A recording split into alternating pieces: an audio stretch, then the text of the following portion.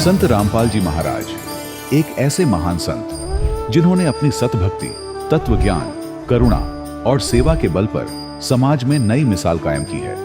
संत रामपाल जी महाराज की अगुवाई में उनके सभी सतलोक आश्रमों से समाज कल्याण के अद्भुत कार्यों ने समाज को सुनहरे भविष्य की एक नई उम्मीद दिखाई है। संत रामपाल जी महाराज से नाम दीक्षा लेने के बाद लाखों लोगों की लाइलाज बीमारियां जैसे कैंसर, एड्स आदि ठीक हुई। संत जी के ज्ञान से प्रेरित होकर उनके अनुयायियों ने लाखों यूनिट रक्तदान किया। संत जी ने लाखों बहन बेटियों का दहेज मुक्त विवाह करवाया।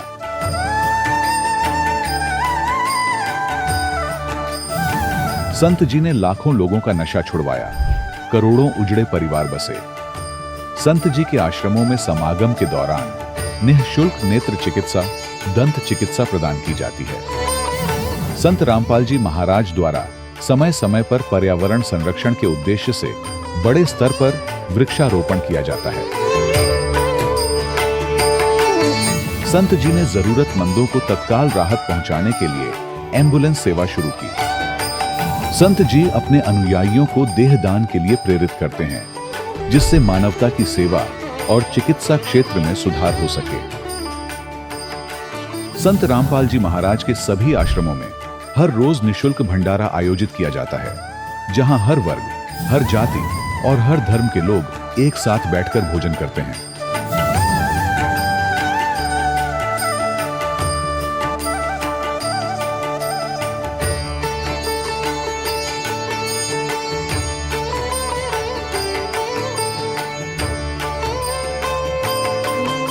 संत रामपाल जी महाराज की अन्नपूर्णा मुहिम ने गरीब और बेसहारा लोगों के जीवन में एक नई ऊर्जा और उम्मीद को जन्म दिया है। घर घर खाद्य सामग्री और जरूरी मदद पहुंचाकर संत रामपाल जी महाराज ने लोगों को दुख और मजबूरी से लड़ने की ताकत प्रदान की है।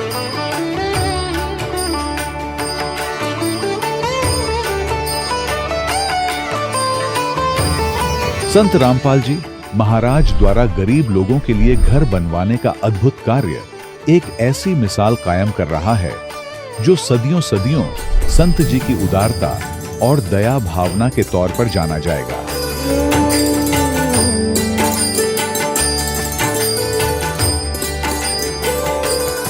संत रामपाल जी महाराज के आश्रम में हजारों बुजुर्गों को सम्मान और प्यार के साथ जीवन जीने का अवसर मिलता है। उनके खाने, रहने और स्वास्थ्य की पूरी जिम्मेदारी संत रामपाल जी महाराज उठाते हैं। अनाथ बच्चों के लिए संत रामपाल जी महाराज के सभी आश्रम किसी वरदान से कम नहीं। यहाँ उन्हें शिक्षा, संस्कार और भविष्य के लिए बेहतर अवसर प्रदान किए जाते हैं। चाहे बाढ़ हो, भूकंप या महामारी, संत रामपाल जी महाराज और उनके अनुयायी हमेशा ही जरूरतमंदों के लिए सबसे आगे खड़े रहते हैं। कोविड महामारी के दौरान संत रामपाल जी महाराज के आश्रमों से करोड़ों लोगों के लिए भोजन, दवाइयां और जीवन रक्षक सामग्रियां उपलब्ध कराई गई। चाहे गरीब की मदद हो या किसी शोषित और पीड़ित वर्ग के हक और सम्मान की लड़ाई, संत रामपाल जी महाराज ने हमेशा ही उनकी दबी आवाज को सरकारों तक पहुंचाया है और उन्हें उचित न्याय दिलवाने में अहम भूमिका अदा की है। समाज में आध्यात्मिक और सामाजिक मूल्यों के प्रति जागरूकता लाने में संत रामपाल जी महाराज हर कदम पर मानवता के सच्चे सेवक साबित हुए हैं। संत रामपाल जी महाराज का जीवन हमें सिखाता है कि सच्ची सेवा वही है जो निस्वार्थ भाव से की जाए। आइए हम भी इस महान सेवा के कार्य में इस महान संत से जुड़ें और संत रामपाल जी महाराज से नाम दीक्षा लेकर अपने जीवन को धन्य बनाएं।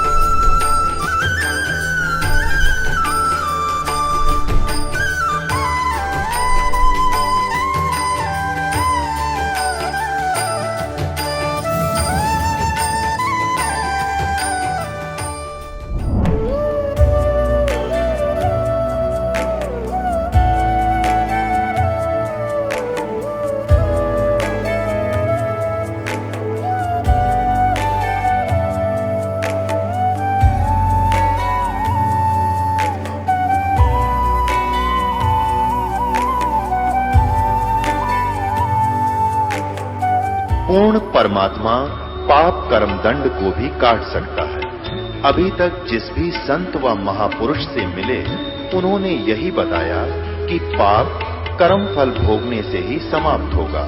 वो प्रभु कौन है जो पाप कर्म को काट देता है, वो काल के बंधन से छुड़वा देता है। उसका क्या नाम है, पूजा की विधि क्या है?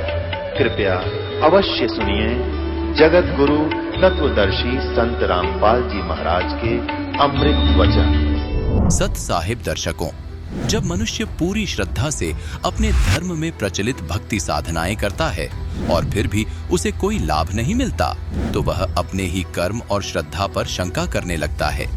फिर चाहे वह शिक्षा हो, व्यवसाय हो या भक्ति ही क्यों ना हो। दर्शकों, कुछ ऐसी ही कहानी थी राजस्थान के रहने वाले नाथूलाल जी की। नाथूलाल जी ने बचपन से ही हिंदू धर्म में प्रचलित सभी प्रकार की साधनाएं की, पूजा पाठ, व्रत उपवास, मंत्र जाप और मंदिरों में दर्शन। लेकिन इसके बावजूद भी परेशानियां और बीमारियां इनका पीछा नहीं छोड़ रही थीं। लेकिन फिर इनके जीवन में एक ऐसा मोड़ आया जब इन्होंने संत रामपाल जी महाराज से नाम दीक्षा ली। दर्शकों, आज नाथूलाल जी का कहना है कि जब से मुझे संत रामपाल जी महाराज की शरण मिली है, तब से मेरा जीवन पूरी तरह से बदल चुका है। आज मैं और मेरा परिवार न केवल शारीरिक रूप से स्वस्थ हैं, बल्कि हमें आत्मिक शांति और शारीरिक सुख की अनुभूति भी हो रही है। दर्शकों, आखिर नाथूलाल जी ऐसा क्यों कह रहे हैं? आखिर संत रामपाल जी महाराज ने इन्हें ऐसी कौन सी दिव्य औषधि दे दी जिससे इनकी सारी परेशानियां और बीमारियां छूमंतर हो गईं? आखिर आज नाथूलाल जी जैसे लाखों श्रद्धालुओं क्यों कह रहे हैं कि केवल संत रामपाल जी महाराज ही शास्त्रों के अनुसार भक्ति दे रहे हैं और संत रामपाल जी महाराज ही पूर्ण संत हैं? आखिर इसके पीछे की सच्चाई क्या है? आइए सुनते हैं नाथूलाल जी की कहानी, उन्हीं की जुबानी। सर नमस्कार। नमस्कार जी। सर क्या नाम है आपका? मेरा नाम नथु दास है। कहाँ से आए हैं? सर जोधपुर राजस्थान से हूँ। संत रामपाल जी महाराज से नाम दीक्षा लेने से पहले आप क्या भक्ति साधनाएं करते थे? संत रामपाल जी महाराज जी से नाम उपदेश लेने से पहले अन्य देवी देवताओं की, जैसे हनुमान जी की है, शिव जी की है, कृष्ण जी की है, विष्णु जी की है और बाबा रामदेव जी की है, जो हमारे परिवार में जो परंपराओं से चलते आ रहे थे, उन्हीं अन्य देव देवताओं की भक्ति करते थे। और मंदिरों में जाना है, पितरों की पूजा करना है, जो समाज के अंदर प्रचलन था वो भक्ति करते थे। सर जो भक्ति साधना आप करते थे, उन भक्ति साधनाओं के करने से आपको क्या क्या लाभ मिले? जी देखो, ये भक्ति साधना के करने से हमें कोई लाभ नहीं मिला, क्योंकि वो साधना ही गलत थी, तो उसे लाभ मिलना ही नहीं था। भाई अगर उल्टा चलेंगे तो उसे लाभ मिलना ही नहीं है। तो वो परमात्मा बताते हैं, जैसे संत रामपाल जी महाराज जी बताते हैं अपने सत्संग प्रवचनों में, कि वो साधना ही गलत है। जैसे परमात्मा ने बताते हैं सत्संगों में कि 3 देव की जो करते भक्ति, उनकी कबू ना होती मुक्ति। तो इन 3 देवताओं के अलावा भी हम तो अन्य देवी देवताओं की भक्ति करते, तो उसे लाभ मिलना ही नहीं, उल्टा नुकसान ही होना, लाभ कैसे मिलेगा? संत रामपाल जी महाराज की शरण में आप कैसे आए? जी, हमारे गांव से एक मांगी दास नाम से भगत हैं, उन्होंने पहले नाम उपदेश ले रखा था और हमारे परिवार से भी है, रिलेटिव में हमारे भाई भी लगते हैं। तो वो हमें बार बार जब गुरुजियों के बारे में आते तो बताते थे कि हम परम संत से नाम ले रखा, लेकिन ऐसे नहीं बताते थे कि संत रामपाल जी महाराज जी मतलब शास्त्र अनुसार साधना बताते। वो जब भी आते थे हमारे घर ही रुकते, क्योंकि हम पहले से नशे पत्ते के आदि नहीं थे, तो हमारे घर पे रुकते और भंडारा करते। जब भी रुकते तो यही बताते थे, गुरुजियों का नाम लेके बताते थे कि रामपाल जी महाराज जी हमारे गुरु हैं और ये अच्छी साधना बताते, लेकिन ये नहीं बताते थे कि शास्त्र अनुसार साधना। धीरे धीरे वो आते थे, मालिक की दया थी, हमारे भी कोई पाप कर्म थे पहले, तुम नहीं आ पाए परमात्मा की शरण में। धीरे धीरे वो आते रहे, तो उन्होंने बोला जी आज परमात्मा की सत्संग है, आप चल रहे हो क्या? और इधर से हम इंश्योरेंस की एक एजेंसी ले रखी थी, उसमें काम कर रहा था दास। तो सोचा भाई वहाँ से भी कोई फ़ोन आ रखा चंडीगढ़ से, तो सोचा वो काम कर लेंगे और सत्संग भी सुन लेंगे परमात्मा के, चलो देखते हैं और देख के ताते कैसे। तो फिर निकले थे हम यहाँ जोधपुर से बस में बैठ के, संत रामपाल जी महाराज जी के आश्रम में जाते ही हमें ऐसा अनुभव हुआ, मतलब कि पहले कई मंदिरों में गए होंगे, कई जगह गए होंगे, ऐसे कोई मंदिर नहीं छोड़ा। हम वैष्णो देवी के भी जाके आया था दास पहले, सब जगह ऐसी कोई देवी देवता का मंदिर नहीं छोड़ा जहाँ पे हम नहीं जाके आए थे। लेकिन कब मतलब वहाँ जाती है ना, ऐसा गलत ही अनुभव होता था या अनेक विचारधारा रहती थी। और संत रामपाल जी महाराज जी के आश्रम में हम घुसे भी नहीं थे, बाहर से भी ऐसा अनुभव हुआ कि वाकई में पूर्ण परमात्मा है, वो इधर ही विराजमान है, ऐसा अनुभव आज। संत रामपाल जी महाराज से नाम दीक्षा लेने के बाद आपको क्या क्या लाभ मिले? देखो जी, संत रामपाल जी महाराज जी से नाम उपदेश लेने के बाद इतने लाभ मिले।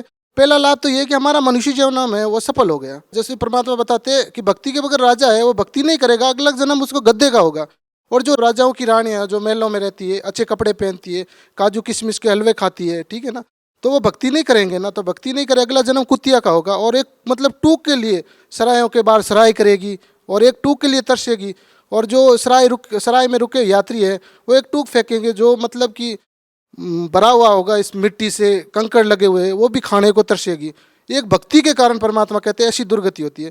तो परमात्मा ने इतने लाभ दिए जी। देखो पहले दास ये पढ़ता था 8वीं क्लास में, तब एक संत के रूप में मतलब जिंदा महात्मा के रूप में परमात्मा आए थे, इस दास को मिले थे और बोला था बेटा, उस समय दास ये रामदेव जी की भक्ति करता था और मंदिर में पूजा करता था। मतलब मंदिर में रोज अगरबत्ती करना मेरा नित्य नियम था, रोज जाना था सुबह शाम, और गढ़ टंका बजाना, घंटोरा बजाना, ठीक है। तो परमात्मा आए थे, बोले थे बेटा तू एक ऐसे अन्य भक्ति करेगा जो सबसे अलग होगी। तो ये दास सोचता था अन्य भक्ति क्या, अभी रामदेव जी की नहीं होके और किसी देवता की हो सकती है, ये सोचता रहता बार बार। लेकिन वो मुझे दिमाग में नहीं आया कि अन्य भक्ति ये है परमात्मा की। अब पता चला संत रामपाल जी महाराज की शरण में आने के बाद ये पता चला कि अन्य भक्ति ये है। बाकी तो पहले नकली भक्ति करते थे हम, वाकई में पूरी नकली थी जी, उससे कोई फायदा नहीं होना। जी शारीरिक लाभ है, परमात्मा मेरे को स्वस्थ कर दिया। एक शारीरिक लाभ है परमात्मा की दया से, दास जब सत्संग में जाने की तैयारी थी और उस दिन मेरे गले में कोई इन्फेक्शन हो गया था। तो इन्फेक्शन होते ही मैं डॉक्टर के पास गया, MDM है या मथुरा दास माथुर जोधपुर के अंदर। तो डॉक्टर को दिखाया तो डॉक्टर बोले कि भाई आप गले में इतना बड़ा इन्फेक्शन है, आपको ऑपरेशन कराना पड़ेगा। मैंने कहा जी हम पूर्ण परमात्मा तदगुरु संत रामपाल जी महाराज की शरण में, और हम ही ऑपरेशन कराएंगे, हम ही दवाई लेंगे, तो फिर और क्या करेंगे? जो भक्ति नहीं कर रहे हैं, गलत साधना कर रहे हैं, वो क्या करेंगे? डॉक्टर हंसने लगे, बोला ऐसी बात है। मैं बिल्कुल जी, आप ठीक है, कोई ट्रीटमेंट हो दे दो गोली वोली, ऑपरेशन की आप बात मत करो। तो डॉक्टर बोला कोई बात नहीं है, ले लो ये गोली। तो दास से उस दिन खाना भी नहीं खाया जा रहा था, तो ब्रेड खा के दास फिर आश्रम गया। आश्रम जाते ही मालिक की दया से परमात्मा सदगुरु रामपाल जी महाराज की दर्शन की लाइन में लग गया। दर्शन की लाइन में जब खड़ा था दास, मैं हाथ जोड़ के ऐसे विनती कर रहा था, बोल रहा था गुरुजी हमें गले में इन्फेक्शन है, डॉक्टर ने बोला है कि ऑपरेशन होगा। तो परमात्मा बोले बेटा अगर भक्ति करने वाले को ऑपरेशन होगा तो फिर दूसरों को क्या होगा? सदगुरु रामपाल जी महाराज जी ने आशीर्वाद दिया। तो हमने भंडारे में जाके जी कम से कम 5 और 6 रोटी खाई थी मालिक की दया से। और इनके अलावा परमात्मा ये दास को सदगुरु रामपाल जी महाराज पूर्ण परमात्मा है। और इस दास को मतलब ये रामदेवरा जो मेला चल रहा है ना, उस मेले में परमात्मा 2014 की बात थी, दास घर से आ रहा था बाइक से, तो परमात्मा मतलब जिंदा महात्मा के रूप में आके दास को मिले थे। ये प्रचार कर रहा था दास ज्ञान गंगा का। तो मैंने सोचा भी ये जो रामदेवरा लोग जा रहे हैं पैदल, तो ज़्यादा झुंड में होते वो तो सुनते नहीं परमात्मा की कोई चर्चा, एक अकेले जा रहे थे। तो मैंने बोला इनसे चर्चा करते बाबा जी से। तो मैंने बोला बाबा जी देखो ये पुस्तक है ज्ञान गंगा है, पूर्ण परमात्मा तत्वदर्शी संत रामपाल जी महाराज आए हुए हैं, ये पुस्तक पढ़ो, इसमें पूर्ण परमात्मा की जानकारी दी हुई है। तो उन्होंने पुस्तक देखा, पुस्तक देख के ऊपर गुरुजियों का फोटो था, फोटो देखा, ऐसे दंडवत किया, सिर पे लगाया, फिर बोला ये है क्या जी? मैं कि हाँ जी हमारे सदगुरु रामपाल जी महाराज जी है, हमारे पूज्य गुरुदेव जी है। तो बोले अच्छा ठीक है जी, तो मेरे को भी चलना पड़ेगा इनकी शरण में? मैं कि जी देखो आपको क्या पूरे विश्व को इनकी शरण में चलना पड़ेगा, क्योंकि पूर्ण परमात्मा की शरण में पूरे विश्व को आना ही पड़ेगा, चाहे कैसे भी आओ। तो बोले ठीक है जी मैं भी चलूंगा। ऐसे कह के मेरे सामने से अंतर ध्यान हो गए। तो मुझे एकदम पूरा हुआ, मैंने कि जी परमात्मा ही थे, और मैं इनको दंडवत भी नहीं कर पाया, फिर एकदम रोम रोम खड़े हो गए थे मेरे जी। और बहुत से लाभ मिले जी। परमात्मा किले पे सेवा चल रही थी, जोधपुर किला मेहरानगढ़ दुर्ग है, वहाँ भी परमात्मा के दर्शन देके गए थे। इनके अलावा मालिक की दया से ये दास है ना पहले 2 नंबर का काम करता था, जिसमें अफीम ये डोडे आते। परिवार वाले को पता भी नहीं था दास के बारे में कि ये क्या कर रहा। परिवार वाले सोच रहे थे ये दास पढ़ाई कर रहा, लेकिन मालिक कहते हैं ना कि कुसंगत के कारण आदमी गलत रास्ता पकड़ लेता। तो ये अगर मैं परमात्मा की शरण में नहीं आता तो ये दास आज बाहर नहीं होता, कहीं अंदर ही होता, जेल के अंदर होता, या कोई मतलब सड़ता था ऐसे। क्योंकि ये जो ये राजनीति के पावर वाले लोग थे उनके साथ रहता था दास, और गलत काम ही कर रहा था। तो परमात्मा की दया से जब गुरुजी से नाम लेने गया था, 20 फरवरी 2009 की बात है, जब परमात्मा मेरे दास को पता भी नहीं था कि नाम उपदेश लेना या फिर बाद में आशीर्वाद लेना। तो जैसे ही मैं गया था तो आशीर्वाद की लाइन थी, तो मैं सीधा आशीर्वाद के चला गया था। तो आशीर्वाद दिया, गुरुजी ने बताया, बोले बेटा नाम ले लिया? मैं नहीं गुरुजी नाम तो नहीं लिया। तो चल बाहर जाके नाम लेके आ। फिर बाहर गया, फॉर्म भरवाया, नियम देखे। भक्तों ने बोला भाई ये नियम है, आपको ये नियम पालन करोगे? मैंने कहा जी जरूर करेंगे, क्यों नहीं करें। एक बार तो लगा कि हम गलत काम कर रहे हैं, फिर ये जैसा, तो फिर लगा नहीं यार कोई बात नहीं, नाम तो ले लेते मालिक की दया से। तो फिर नाम लिया, फिर गुरुजी से आशीर्वाद लेने गया। सदगुरु रामपाल जी महाराज जी ने चरण सेवा दी और 5 मिनट तक इस दास को गले लगाए रहे और बोले बेटा क्या काम करते हो? भक्ति करना आया हो? मैंने कहा जी हाँ भक्ति करने के लिए आया है परमात्मा सदगुरु रामपाल जी महाराज जी, ये दास कुत्ता है, ये आपकी भक्ति करने के लिए आया है। तो बोले बेटा पहले क्या काम करते थे? मैंने बोला गुरुजी काम तो 2 नंबर के ही हैं, गलत है, परिवार को पता नहीं है। गुरुजी ने बोला बेटा देखो जहर है, जहर आपको पता चल जाता है इस डिब्बे में जहर है तो अपने बच्चे को खिलाओगे? मैंने कहा नहीं गुरुजी ऐसे नहीं हो सकता, नहीं खिला सकता हूँ। तो बोले बेटा ये भाई बहन है, जो ये जहर खिला रहे हो ये भाई बहन है। तो मैंने बोला गुरुजी आज के बाद ऐसा काम नहीं करूँगा। दास उसके बाद ये काम ही नहीं किया, मालिक की दया से। ये जो अफीम का जो डोडे का था, डोडा पोस्ट का, ये काम नहीं किया। उसके बाद मालिक की दया से, परमात्मा सदगुरु रामपाल जी महाराज की दया से ये सोच रहा था दास कि भाई मालिक जो करेंगे वो मिलेगा, वो भी चलेगा। तो परमात्मा की, सदगुरु रामपाल जी महाराज की दया हुई। मैंने गुरुजी से प्रार्थना लगाई, ये दास हम दो, एक मेरा भाई है मामा का लड़का सुनील नाम है उसका, वो भी अभी नाम ले लिया मालिक की दया से। काफ़ी टाइम संघर्ष रहा, उसके साथ चर्चा चलती रही, लेकिन परमात्मा की दया हो गई, अभी नाम लिया है, 4-5 दिन हुए। तो और एक मेरा और मिलने वाले, हम तीनों ने मिलके, वो भी अच्छे प्रेमी हैं मिलने वाले, हम तीनों ने मिलके मालिक की दया सदगुरु कबीर परमेश्वर के नाम से एक जो प्लॉट काटे थे परमात्मा ने, उसमें भी बहुत लाभ दिया जी, हमें बहुत लाभ दिया। जो सुख चाहिए था परमात्मा ने सारे दे दिए। जब आप सतलोक आश्रम में संत रामपाल जी महाराज जी से नाम दीक्षा लेने के लिए गए तो आपको कैसा महसूस हुआ? जो भगत आपको वहां पर मिले उनका बर्ताव कैसा था? क्या जातिगत भेदभाव हुआ आपके साथ में? कैसा बर्ताव रहा आखिर? जी देखो, सदगुरु रामपाल जी महाराज के आश्रम में जब हम गए ना, मुझे ऐसा लगा कि वाकई में यही है अपना ओरिजिनल समाज। क्योंकि वहाँ ना कोई जाति भेदभाव, ना बड़े की, ना ऊंच नीच की, कोई प्रकार की कोई भेदभाव नहीं है। क्योंकि वो तो पूर्ण परमात्मा है। परमात्मा के दरबार में भेदभाव होना तो संभव ही नहीं है। चाहे वह राजा हो, चाहे रंग का हो, सभी के लिए एक ही मेट बिछाने की व्यवस्था है। भंडारे में एक ही तरह की व्यवस्था मिलेगी। क्योंकि परमात्मा के दरबार में तो कोई भेदभाव होना ही नहीं है। ये तो जीव ने बना रखे, ये काल लोक में बना रखे, ये ऊंचे, ये नीचे, ये ऐसी जाति से। या परमात्मा के दरबार में कोई ऊंच नीच जात कोई होना ही नहीं है, संभव ही नहीं है जी। सर, भगत समाज को आप क्या संदेश देना चाहते हैं? जी, भक्त समाज को ये सब संदेश देना चाहते हैं, सदगुरु रामपाल जी महाराज पूर्ण परमात्मा के अवतार यहाँ धरती पर आ चुके हैं।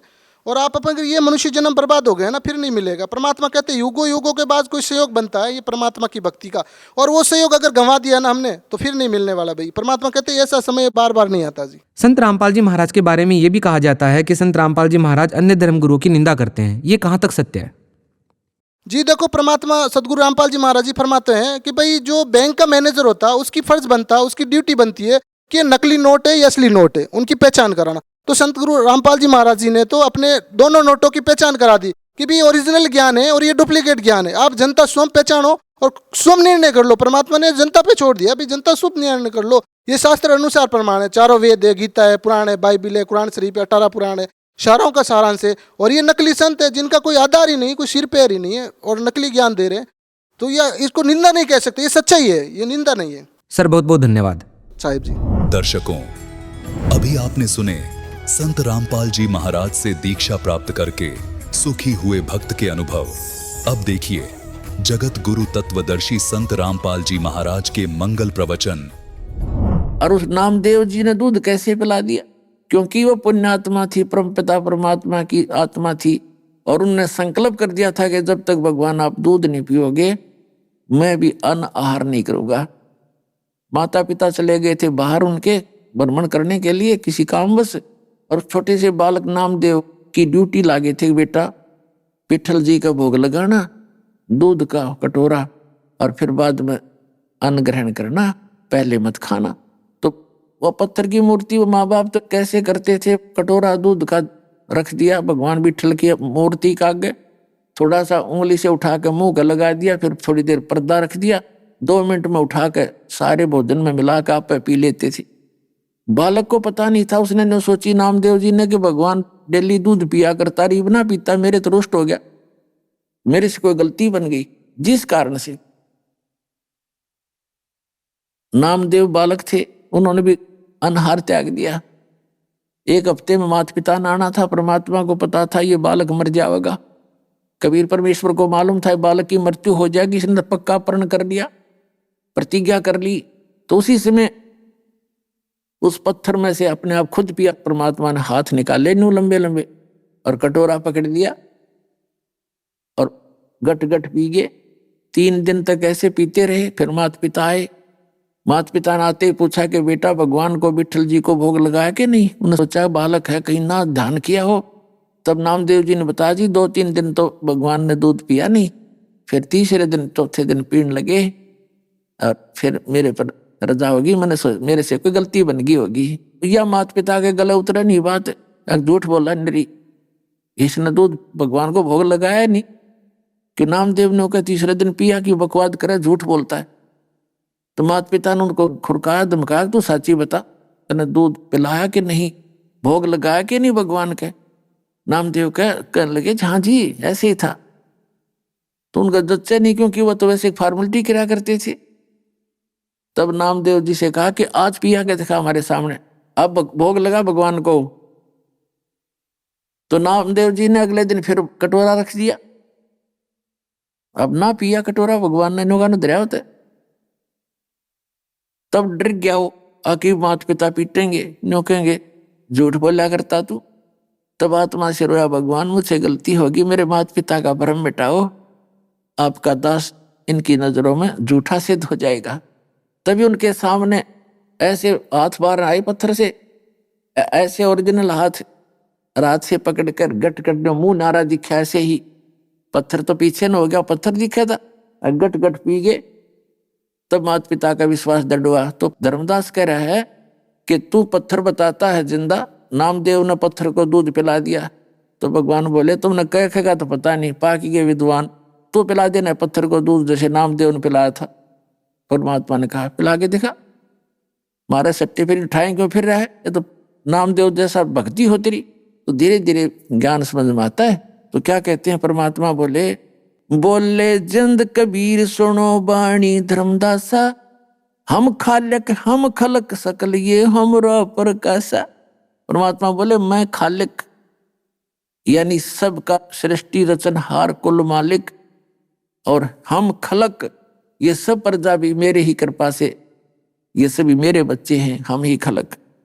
हम रचे सब पाषाण नदी सब खेल हमारा, अचराचर चौखान बनी विधि 18 भारा। हम ही सृष्टि संजोग विजोग किया बहु भांति, हम ही आदि अनाद हैं हम अवगत के नाती। हम साहेब सतपुरुष हैं ये सब रचना हमारे, जंद कहे धर्मदास से हम हैं पूर्ण करतार। अब ये धर्मदास के गला उतरे नहीं क्यों, बाबा जी अपने आप को भगवान कहता है।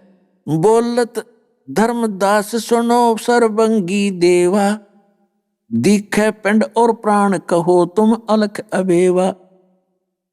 नाद बिंद की दे शरीर है प्राण तुम्हारे। अब परमात्मा से धर्मदास जी कह रहे हैं कि हे जिंदा, आप अपने आप को परमात्मा कहते हो, आपका शरीर दिखाई देता है, परमात्मा तो निराकार है। अब देखो हमारी बुद्धि का सतर कितना था। हम विष्णु जी के उपासक थे, शंकर जी की मूर्ति भी हम घर रखते थे, विष्णु जी की भी रखते थे, और फिर आपस में डिस्कस होती थी कि ध्यान लगाते हैं, ध्यान में केवल परमात्मा दिखाई देता है, भगवान थोड़ा दिखता है, परमात्मा का प्रकाश दिखाई देता है। परमात्मा ध्यान में नहीं दिखाई देता, परमात्मा का प्रकाश दिखाई देता, वो तो निराकार है। हम भगवान को निराकार मानते थे, विष्णु जी की पूजा करते थे एज ए गॉड। ठीक था ना हुआ बाई का ज्ञान हमारा। तो अब धर्मदास जी भी उसी सतर का जीव था जैसे हम थे पहले। धर्मदास जी ने कहा कि आप एक तरफ तो अपने आप को भगवान बताते हो और आपका शरीर दिखे, भगवान तो निराकार है। तो परमात्मा बोले धर्मदास देख, मेरा शरीर जो है ये मैं विधेयी हूं। धर्मदास जी कहने लगे आपका देही दिखाई दे रही है और आप कहते विधेयी। तो परमात्मा ने कहा मेरा जो शरीर है शुक्रम अकायम असनाविरम, ये देख तेरे जैसी काया नहीं है। जब उन्होंने ऐसे हाथ लगा कर देखा धर्मदास ने, रूई जैसा हाथ था भगवान के शरीर। कहते मैं विधेय हूं लेकिन आपसे अन्य देही है, मेरी भिन्न देही है, आप जैसी नहीं।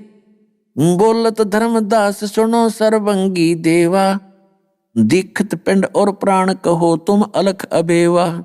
नाद बिंद की देह शरीर है प्राण तुम्हारे, तुम बोलो बड़ी बात नहीं आवत दिल हमारे। तुम्हारे शरीर दिखे और बात करो तुम बड़ी बड़ी, मेरे गले या उतरे नहीं तेरी बात के आप भगवान हो। खान पान स्थान देह में बोलत दीसम, कैसे अलख स्वरूप भेद कहियो जगदीसम। कैसे रचे चंद और सूरज ये नदी गिरवर पाषाणा, और कैसे पानी पवन धरणी पृथ्वी असमाना। कैसे सृष्टि संजोग विजोग करी किस भांति, कौन कला करतार कौन विद अवगत नाती। अब परमात्मा से कहा कि आप किस प्रकार भगवान हो, किस प्रकार तुम उस परमात्मा से नाती हो, और कैसे आपने सृष्टि रची वो बताइए। तो परमात्मा ने उसको पूरी सृष्टि सुनाई थी, सृष्टि रचना। बोलत जंद अबंध सकल घट साहेब सोई, निर्वाणी निज रूप सकल से न्यारा होई। हम ही राम रहीम करीम पूर्ण करतारा, हम ही बांधे से तू चढ़े संग पद्म 18। हम ही रावण मार लंका पर करी चढ़ाई, हम ही 10 सिर मार देवताओं की बंद छुटाई। हमारी शक्ति से सीता सती जती लक्ष्मण हनुमाना, हम ही कल्प उठावे करत हम ही सहमाना। अपने आत्माओं क्या बताते हैं परमात्मा कि तुम अभी बालक हो, इस ज्ञान से परिचित नहीं हो, इसलिए आप जी जो श्री राम को मानते हो कि श्री रामचंद्र जी ने रावण मारा, पुल बना दिया था, इसकी भी कहानी भिन्न है, आप उससे परिचित नहीं हो। जब श्री राम जी थक चुके थे, रावण मर नहीं रहा था, वो उसकी गर्दन उतार देते थे, फिर नई गर्दन आ जाती थी। विभीषण ने बता भी दिया था कि इसकी नाभि के अंदर अमृत है, जब तक नाभि डिस्टर्ब नहीं होएगी तब तक यो मरेगा नहीं। ते शुरुआत बता दी थी, लक्ष्मण ने सारा वेद बता दिया था। जब के न्यारा जब कति थक लिया था, श्री राम भी महसूस कर चुका था कि ये तो मरना मुश्किल है, तब ये भी एक जीव है और प्रार्थना की अंदर से आत्मा रोई। आत्मा का साथी है परमात्मा। तब मालिक ने कहते हमने ही फिर वो अपनी शक्ति से उसका रावण की नाभि में तीर मारा। जब वो मरा ना, तो कितने दिन से लग रहा था राम उसको मारने के लिए, जब ना मरा फिर परमात्मा ने सुनाया कि सुन ले, एक तुझे वो कथा सुनाता हूं कि पुल किसने बनवाया था। धर्मदास जी बता रहे थे कि भगवान श्री राम ने समुद्र पर पुल बनाकर लंका पर चढ़ाई करी थी युद्ध करने के लिए, धावा बोला था। तो परमात्मा ने कहा कि तुम ये भी कहते हो कि हनुमान जी ने पत्थरों पर राम का नाम लिख दिया इसलिए पत्थर तेरे। फिर आप ये भी कहते हो कि नल और नील ने उनके हाथों में शक्ति थी, उनके हाथों से पत्थर नहीं डूबते थे, जिस कारण से पुल बना। है कोई सिर पैर तुम्हारी इस राम कहानी का? ये दास बताएगा भगवान की लीला, वो पुल कैसे बना था। जैसा कि भगवान खुद कहते हैं, चारों युग में मेरे संत पुकारे कूक कहा हम हेल रे, हीरे माणक मोती बरसे ये जग चुगता ढेल रे। परमात्मा बताते हैं, सतयुग में सत सुकृत कह टेरा, त्रेता नाम मुनिंदर मेरा, द्वापर में करुणा में कहाया, कलयुग नाम कबीर धराया। तो चारों युगों में परमात्मा आते हैं। सतयुग में उनका नाम रहता है सत सुकृत, और त्रेता में वो मुनिंदर ऋषि नाम धर कर आते हैं, और द्वापर में करुणा में और कलयुग में कबीर नाम से वो सुप्रसिद्ध होते हैं। तो एक समय की बात है जब परमात्मा कबीर जी यानी पूर्ण ब्रह्म मुनिंदर ऋषि के रूप में प्रकट थे, उस समय ये नल और नील दोनों मौसेरे भाई थे। इनकी मां सगी बहन थी और ये दोनों मेंटली डिस्टर्ब थे, तीन ताप से और प्रारब्ध के कष्ट से ये दुखी थे। इन्होंने शब्द ऋषि महर्षियों से दीक्षा उपासना लेकर जो साधना उन्होंने बताई वो करके देख ली थी, उनको कोई भी राहत प्राप्त नहीं हुई थी।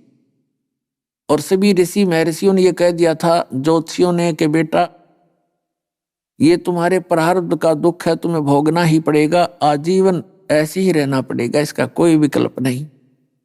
लेकिन ये आत्मा नहीं टिक सकती, क्योंकि इसको मालूम है कि परमात्मा एक अजब शक्ति है, वो दुखी को सुखी किया करता है, फिर भी वो भटकते ही रहते हैं। इसी दृष्टिकोण से जब परमात्मा मुनिंदर नाम से आए हुए थे ऋषि रूप में, वो पहले ऋषि लोग दरियाओं के किनारे सत्संग किया करते थे, प्रवचन किया करते थे, ज्ञान सुनाया करते थे, और वहाँ छोटी मोटी झोंपड़ी आश्रम बनाकर रहा करते थे। इसी प्रकार परमात्मा खुद मालिक रहा करते थे, मुनिंदर ऋषि के रूप में एक आश्रम बना रखा था। नल और नील को पता लगा कि बड़े प्रभावशाली ऋषि हैं, बहुत से लोगों को सुख दिया है, तो वो भी वहां चले गए। सिर पे हाथ रखते ही दोनों स्वस्थ हो गए। एकदम उनके शरीर से जैसे पहाड़ उतर गया हो। दोनों एकदम स्तब्ध रहे कि सचमुच ये तो भगवान है। चरण पकड़ लिए, हे भगवान, हम तो आपके आश्रम में सेवा करा करेंगे, हमारा तो जीवन दान दे दिया। तो परमात्मा बोले, कोई बात ना बेटा, अपना भजन करो और सत्संग हो तब आ जाया करो, तुम सेवा करा करो। तो वहां सत्संग के अंदर दुखी अधिक आते हैं परमात्मा के दरबार में हमेशा, जब भी वो आए हैं, क्योंकि वो हमारे पिता हैं और हमने इस काल के लोक में गलत काम कर करके, पाप कर करके इतने पाप इकट्ठे कर लिए कि हमें वो भोगने में बड़े मुश्किल हो रहे। और वो दयालु है, इसके पास एक पावर है कबीर भगवान के पास के जब ही नाम हृदय धर्यो भयो पाप को नाश, अरे जैसे चिंगारी अग्नि की वो पड़े पुराने घास। ये हमारे पापों का नाश करके हमें सुख करते हैं और फिर भक्ति के लिए प्रेरित करते हैं। तो वहां बूढ़े बुजुर्ग रोगी आते थे, उनको पता था नल और नील को कि अब मुश्किल से भगवान ने दया करी है और खूब सेवा करेंगे। परमात्मा ने कहा, बेटा सेवा करना, इसे बर्तन साफ करे, झाड़ू पोछा करे, जैसी तुमसे बने, क्योंकि सेवा से बहुत मेवा मिलती है। बूढ़े बुजुर्ग भक्त आते हैं, इनकी किसी कपड़े धोए, बर्तन धोए। पहले बर्तन अपने अपने साथ ले जाया करते थे, सत्संग में जाते 2-4 दिन, और पहले से बर्तन हुआ कर छोटे मोटे, कोई थाली कटोरी होगी, तो वो क्या करते थे, बर्तन धोने जाते या कपड़े धोने के लिए ले जाते अन्य रोगियों के, वृद्धों के, जो भी सत्संग में दिन में सुनते थे। और पहले साबुन वगैरह नहीं होते थे, ऐसे ही बर्तनों को मांजा करते थे पानी से, रेत से।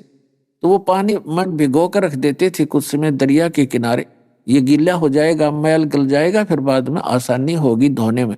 तो रख के और पानी किनारे पर, दरिया के किनारे भर भर कर डबो देते थे थोड़े से पानी में किनारे पर, तट के ऊपर। और थोड़ी सी दूर बैठकर अपने वृक्ष के नीचे वो चर्चा करते थे दिन में सुनी हुई परमात्मा की महिमा का, और अपने बारे में भी कहते थे, हो भगवान मिल गए, देखिए सब ऋषि नकली हैं, कहाँ कहाँ हम गए। सभी कहते थे ये तो तुम्हारे प्रारब्ध में लिखा हुआ पाप है, भोग भोगना ही पड़ेगा, ये तो भोगने से ही समाप्त होता है।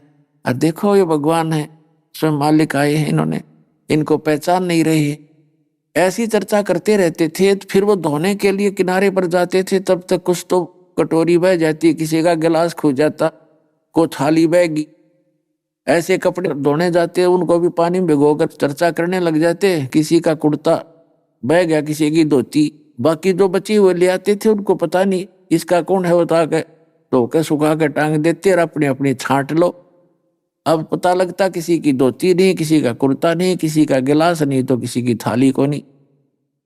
फिर उनसे पूछते, भाई हमारे भगत, हमारा कुर्ता नहीं, हमारी ऐसे नहीं, तो वो कहते नहीं हम तो सारे ले आए। तो दूसरे भगत जो दूसरे सेवादार बताया करते थे, जी ये इतने मस्त हो जाते हैं बातों में, भगवान की चर्चा करते रहते हैं, वृक्ष के नीचे बैठकर वो पानी में बह जाते हैं, इनको पता भी नहीं लगता। तो अन्य भक्त कहने लगे कि भाई नल नील, हम पर रहम करो तुम, हम अपने आप पर धो लेंगे, अब कहाँ से तुम जाकर कटोरी लाएंगे, कहाँ कुर्ता लाएंगे, 2-3 दिन का सत्संग है और तुमने तो बात बिगाड़ दी, आप हमारी सेवा रहने दो। तो वो डर गए कि गुरुजी तक बात जाएगी, फिर हम दोबारा बीमार ना हो जाएं। वरनों के ना भाई आगे हम ठीक लाएंगे, ये भगत जी का माफ करो, अगली बार फिर वही कहानी होगी। तो ये बात परमात्मा तक पहुंच गई। परमेश्वर मुनिंदर रूप में विराजमान कबीर परमेश्वर के पास पहुंच गई। अब वो डर गए दोनों, अकाज तुम्हें फिर से वो दुख होगा, भगवान रुस गया तो राम रुस गया, गुरुजी रुस गया तो भगवान रुस गया। डरते डरते गए। परमात्मा बोले, भाई नल नील, तुम्हारा उद्देश्य तो बेटा अच्छा है, पर ये तुम्हारे बस की बात नहीं, आप ये सेवा मत करो, और कोई कर लो बेटा, इधर बहुत सी झाड़ू लगा लो कि तो वो 100 काम है, ये कर लो, रोटी बनवा लो। हाथ जोड़कर नु सोचे, गुरु जी नाराज होकर कह रहे हैं, नो बोले भगवान आपने दासों को जीवन दान दिया है, हमसे गलती होगी, आगे भविष्य में बिल्कुल नहीं होगी, दाता माफ कर दो। हमने दोनों चरण पकड़ लिए। दूसरे भक्त कहने लगे, जी ये जाते हुए काम करेंगे अगर आपने उनको आदेश दे दिया था। परमात्मा बोले भाई ठीक, आदेश तो मैं दे दूंगा क्योंकि इनकी डिमांड है, इच्छा हार्दिक है, पर आज से बेटा तुम्हारे हाथ से कोई वस्तु नहीं डूबेगी पानी में, से पत्थर भी धर दियो जल के ऊपर, स्टील की भी नहीं डूबेगी, कांस्य की भी नहीं डूबेगी, और जाओ कर लो सेवा। उसके बाद परमात्मा के आशीर्वाद से नल और नील के हाथों से कोई भी वस्तु जल में नहीं डूबी थी। जहां भी उन्होंने वस्त्रों को भिगो कर जल में डबो दिया तो वहीं रह गए, वो ना ऊपर हो सकते ना नीचे जावे। ऐसे ही काशी के बेले होते थे थाली, वो तो पानी में गिरते डूबा करें, उनको पानी से भरकर दरिया के ऊपर भी रख देते ना, इनको भरे पानी से, वो इन्हों के रहते थे। और जहां पानी में भिगो कर रख दिए, डबो दिए नीचे, तो वहीं रहते थे, आगे पीछे नहीं होते थे। एक सूत भी जब वो चाहते तभी उन्हीं के हाथ से बाहर आते थे। औरों ने कोशिश कर ली निकालने की, अन्य दूसरों ने झटके दे देकर वो वहां से हलते नहीं थे। इतनी जबरदस्त पावर उनके हाथों भगवान कबीर साहब की कृपा से होगी थी।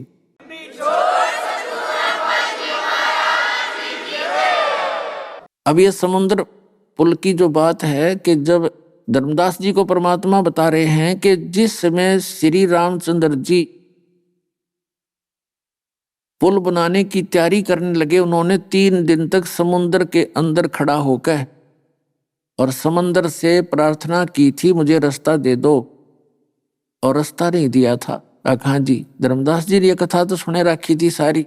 तो उस समय भगवान आपके श्री रामचंद्र जी ने कहा था लक्ष्मण से कि मेरा अग्नि बाण दे लक्ष्मण, ये लातों के भूत बातों से नहीं मानते, इस समुद्र को जला दूंगा मैं अभी। जो ही श्री रामचंद्र जी ने अग्नि बाण छोड़ना चाहा, उसके छोड़ने से क्या होता, समुद्र पूरा जल जाता, पूरा समुद्र नष्ट हो जाता जल के।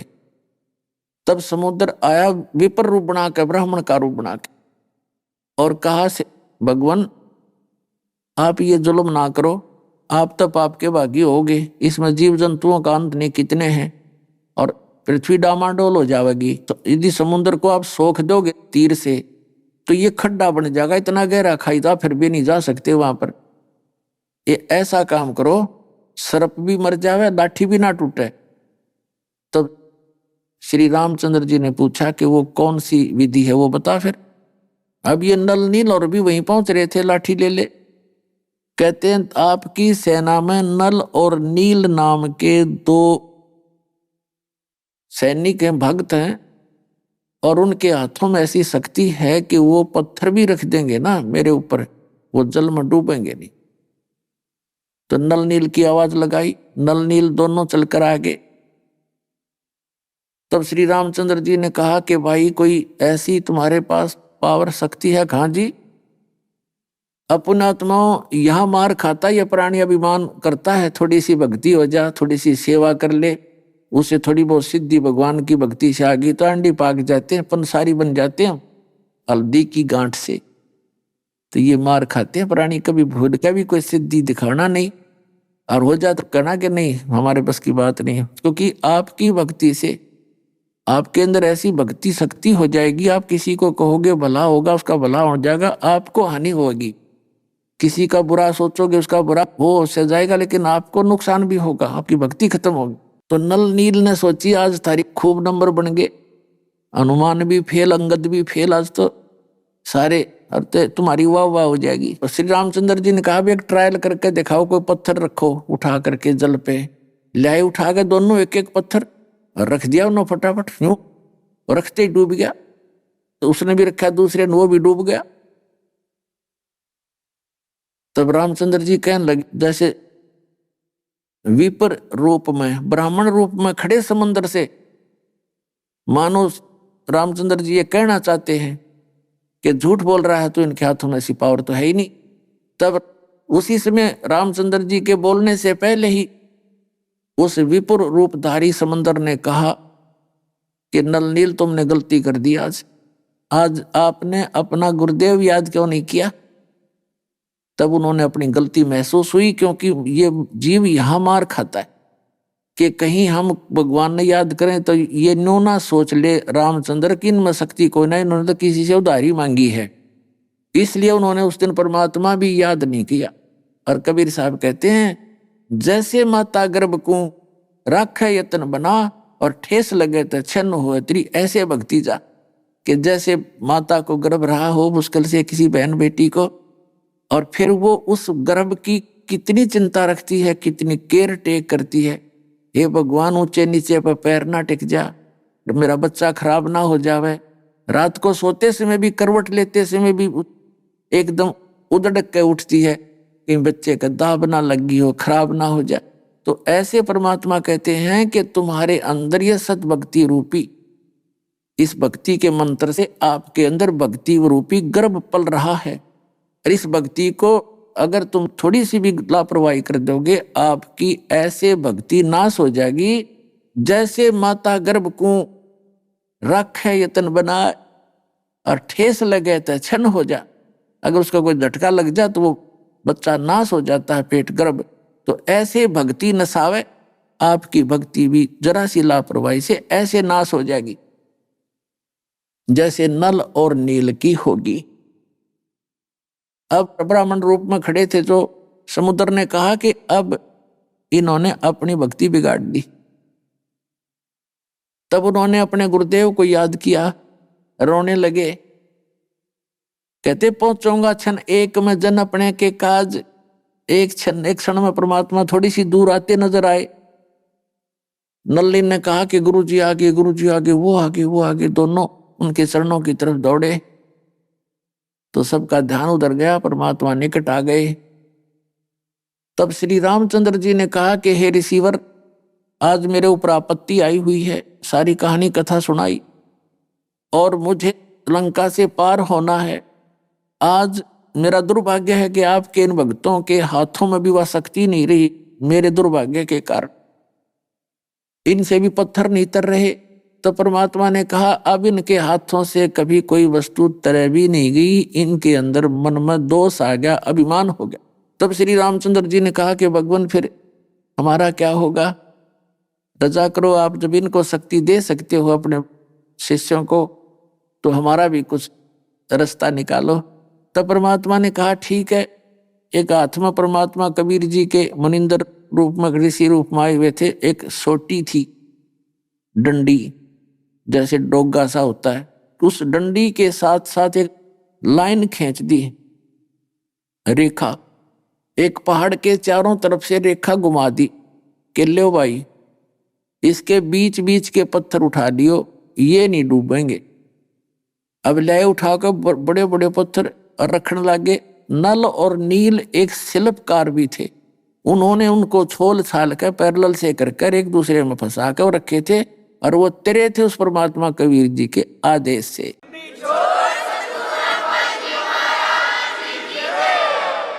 तो यहां परमात्मा कहते हैं हमने ही सेतु बांधा और लंका पर करी चढ़ाई है।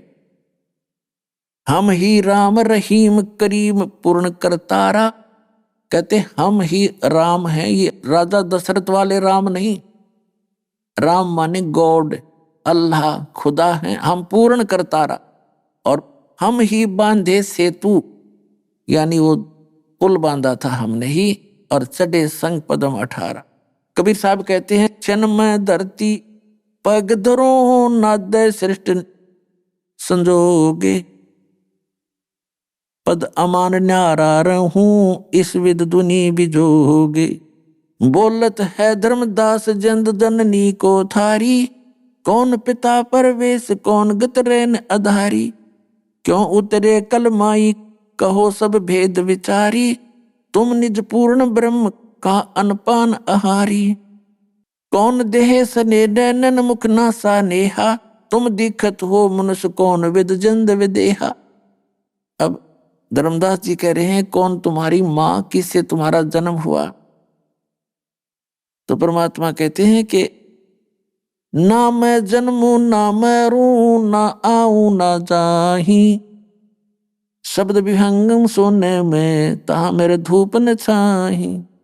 परमात्मा कहते हैं बोले जिंद सुनो धर्मदासा, हमरे पिंड प्राण निश्वासा।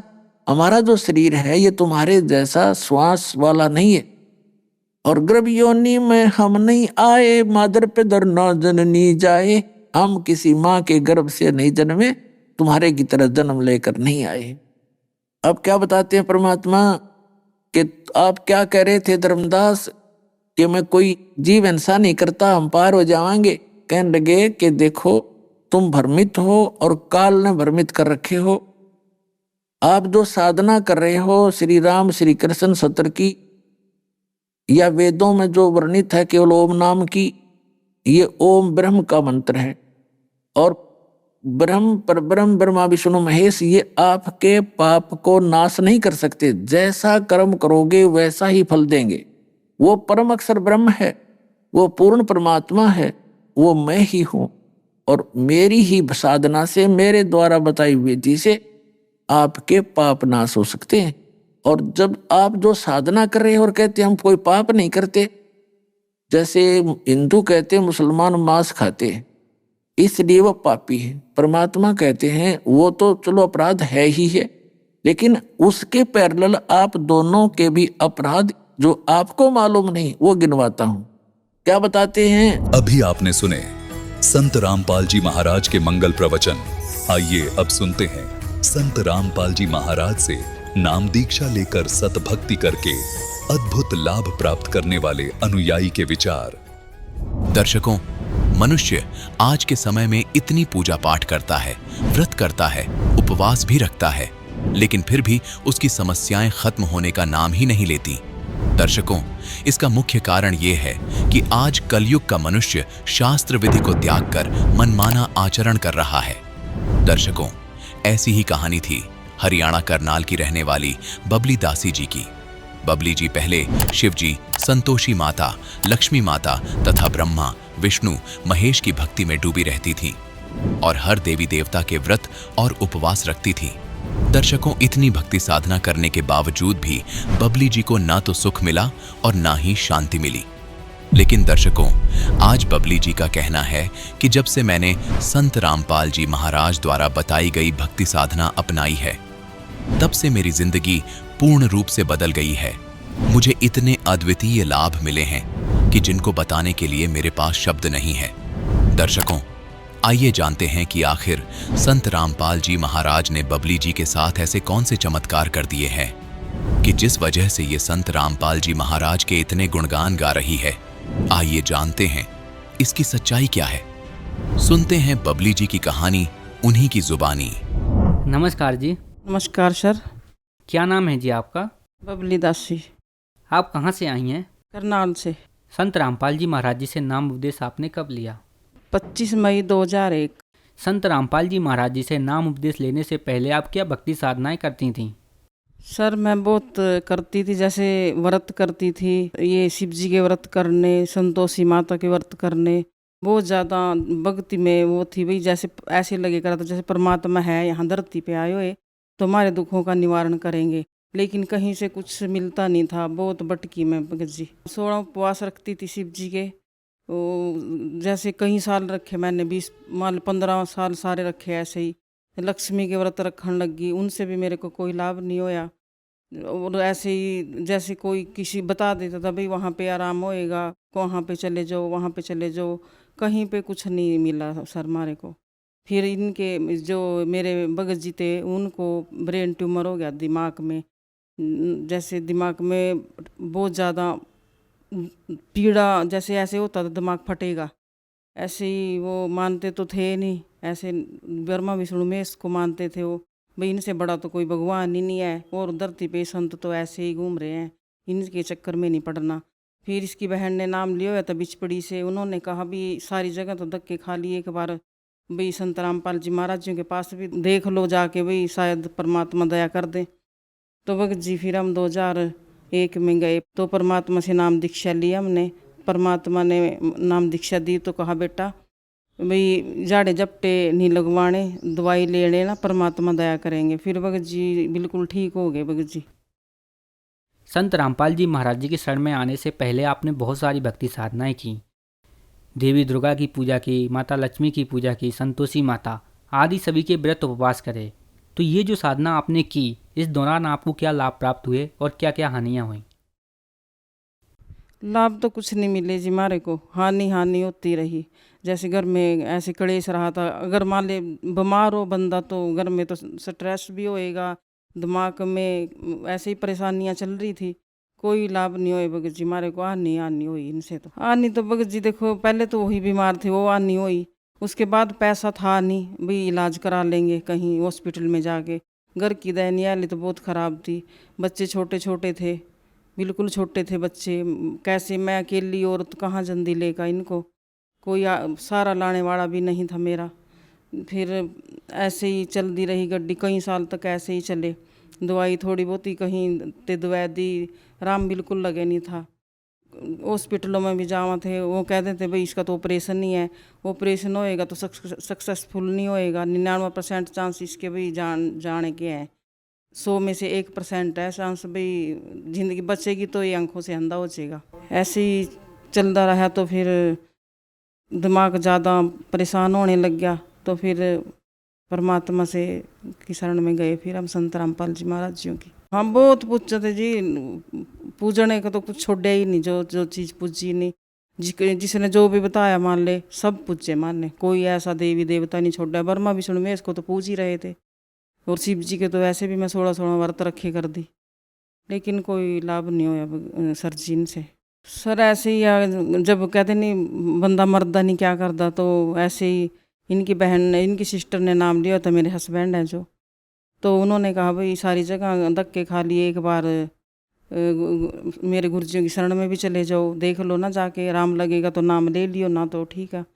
तो फिर हमने वहाँ जाके परमात्मा से जींद में संत रामपाल जी महाराज जी से नाम दीक्षा ली।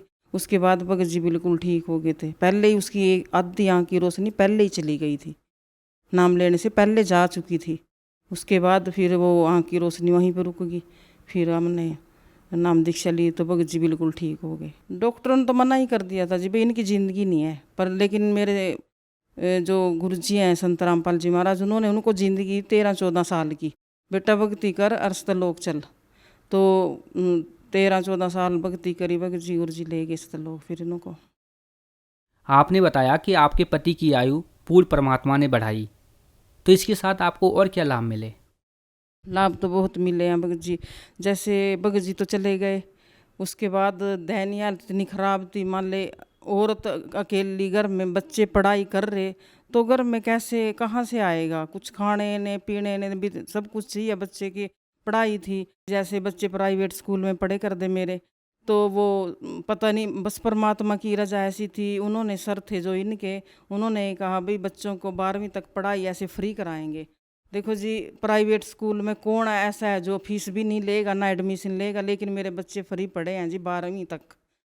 बच्चों के लिए तो उन्होंने सर ने नॉन मेडिकल भी कर दिया स्कूल में, जबकि नॉन मेडिकल नहीं था स्कूल में। वो कहने लगे बच्चे लायक हैं, बहुत अच्छे हैं, क्यों तो परमात्मा के बच्चे थे, हमारे क्या बच्चे थे, वो परमात्मा के बच्चे। तो उन्होंने ऐसे ही पढ़ाई। फिर भगत जी ऐसे जैसे लॉकडाउन लगना था, लॉकडाउन लगने के बाद बच्चे अभी कहीं सेट नहीं हो सके थे। बच्चे तो मान लो पढ़ाई चल ही रहे थे। वो बड़े वाला जो था लड़का, वो डिप्लोमा करने लग रहा था नीलोखेड़ी से, छोटा भी बिल्कुल छोटा ही था ये।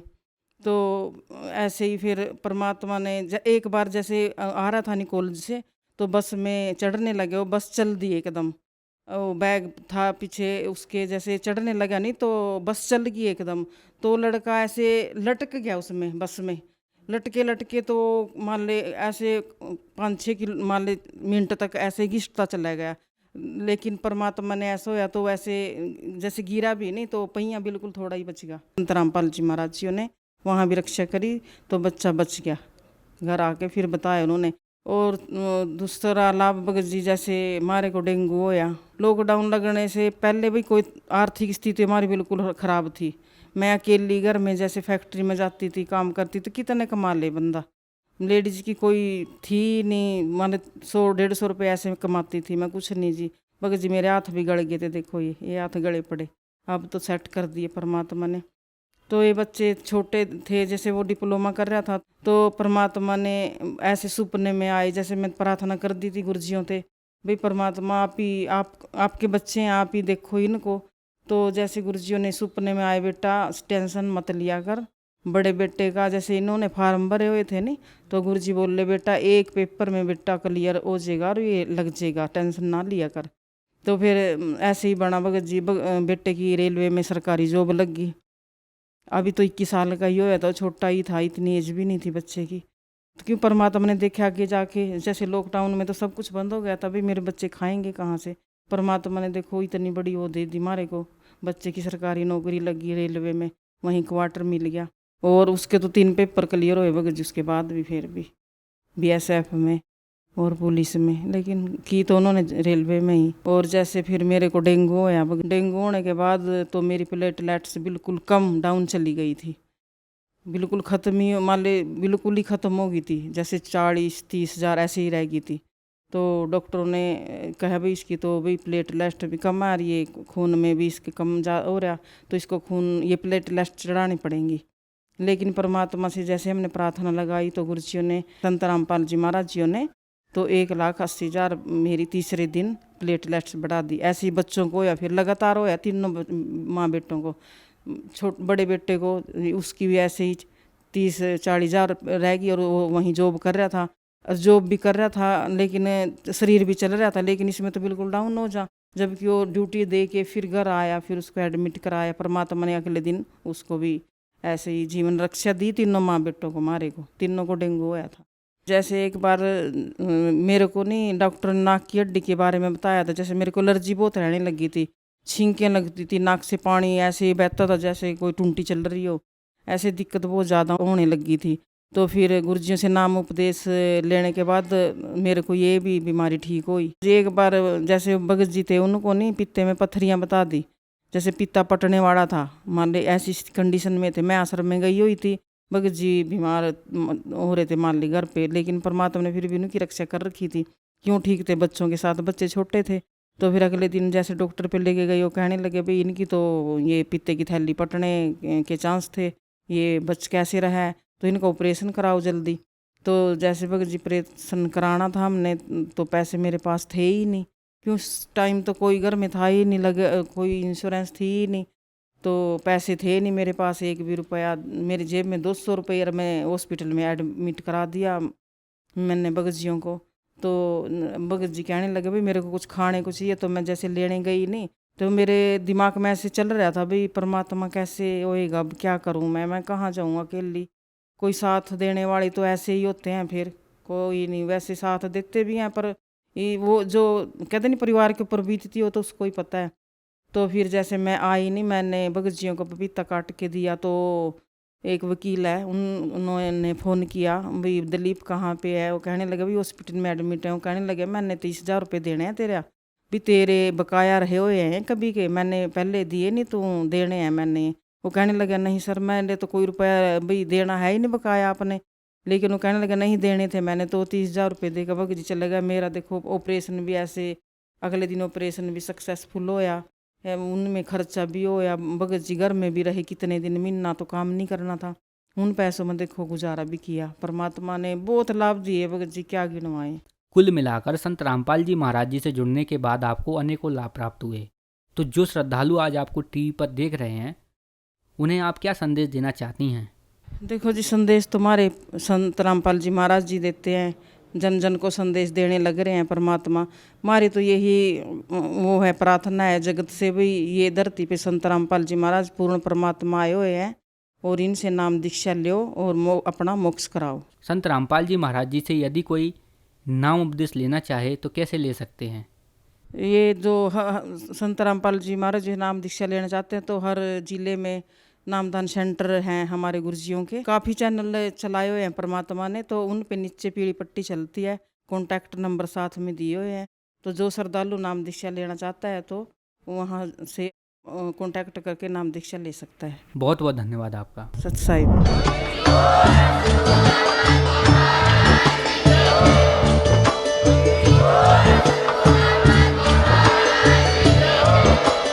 आप सुन रहे थे जगत गुरु तत्वदर्शी संत रामपाल जी महाराज जी के मंगल प्रवचन। अधिक जानकारी के लिए विजिट कीजिए हमारी वेबसाइट www.jagatgururampalji.org। संत रामपाल जी महाराज जी के शुभ आशीर्वाद से पूरे विश्व भर में 500 से भी ज्यादा नाम दीक्षा केंद्र हैं, जिन पर संत रामपाल जी महाराज जी द्वारा ऑनलाइन निःशुल्क नाम दीक्षा दी जा रही है। अपने नजदीकी नाम दीक्षा केंद्र का पता करने के लिए संपर्क करें 8222880541।